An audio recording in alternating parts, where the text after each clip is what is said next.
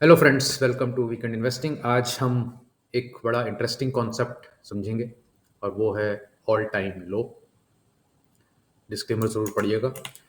आ, ये चार्ट है जेंसॉर इंजीनियरिंग का। आपको सब मालूम है स्टॉक के बारे में क्या हुआ है, लेकिन मालूम यहाँ जाके पढ़ा पता लगा है, यहाँ किसी को नहीं मालूम था। तो एक स्टॉक जब एक अपने ऑल टाइम लो पर आता है, अब ये स्टॉक जुलाई 2023 से लिस्टेड है। ये 400 रुपये से 1400 रुपये तक गया था, फिर ये नीचे आया 800 रुपये, फिर ये 1000 रुपये गया, फिर ये 700 800 के आसपास घूमता रहा, फिर उसके अंदर एक फॉल आनी शुरू हुई 800 700 600 500 400, और उसके बाद सर्किट लगने शुरू हो गए और अब आज भी सर्किट में 116 रुपये पर है। प्रॉब्ली ये कंपनी खत्म हो जाएगी।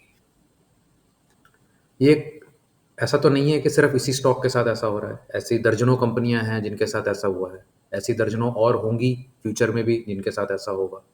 तो कैसे बचना है हमें ऐसे स्टॉक से, और जो रिकवरी का कॉन्सेप्ट है उसको समझना है कि हमने अगर स्टॉक एवरेज किया, हमने अगर नीचे हमारा स्टॉक 50% गिर गया तो हमें रिकवर कैसे करना है। सबसे पहली बात, जो स्टॉक ऑल टाइम लो बनाए, ऑल टाइम लो मतलब जो अगर आज का प्राइस स्टॉक का ऐसा है जो कभी पहले नहीं आया नीचे, हमेशा उससे ऊपर रहा है प्राइस, तो ये चार्ट था पूरा। यहाँ पर ऑल टाइम लो बन गया एक, कि इस पॉइंट पर आके कोई भी इस स्टॉक ने इससे नीचे कभी ट्रेड नहीं किया था, लेकिन यहाँ पर करा है। ऑल टाइम लो आते ही अगर आप उससे पहले नहीं एग्जिट हुए किसी भी वजह से, आपने बाहर निकल जाना है। ऑल टाइम लो का मतलब खतरे की घंटी, खतरे का सायरन बज रहा है। घंटियां तो बहुत पहले से बज रही थी, अब तो सायरन बज रहा है जोर के कि भैया अब तो निकल जाओ।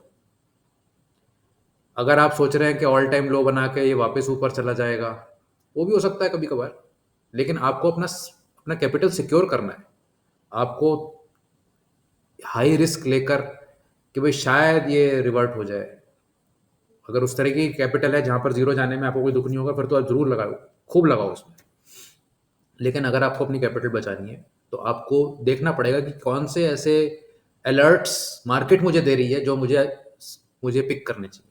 अब जैसे स्टॉक अगर 60% नीचे जाएगा तो आपको 150% की राइज चाहिए उसमें से अपना कैपिटल वापस निकालने के लिए। अगर स्टॉक 70% नीचे जाएगा तो 233% की रिक्वायर्ड गेन चाहिए आपको अपना पैसा वापस निकालने के लिए। तो जैसे जैसे आप गड्ढे के नीचे अंदर अंदर घुसेंगे, उतनी लंबी आपको छलांग मारनी पड़ेगी अपना कैपिटल रिकवर करने के लिए। इसीलिए छोटे लॉस में निकलना बेहतर हमेशा होता है। छोटा लॉस कर लीजिए, किसी और स्टॉक में जाके कमा लीजिए, 20% लॉस कर लीजिए, 25% किसी और में कमा लेंगे जाके।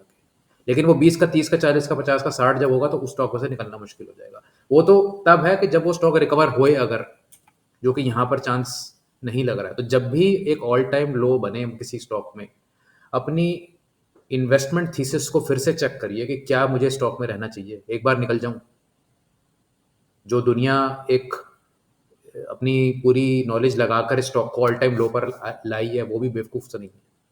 मैं ही सबसे ज़्यादा समझदार हूँ क्या? ये क्वेश्चंस आपके दिमाग में आने चाहिए।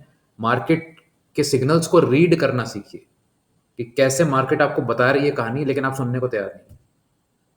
ये कंटेंट आपको कैसा लगा, और स्टॉक या इस थीसिस के बारे में आपकी क्या राय है, कमेंट्स में ज़रूर लिखें। Thank you.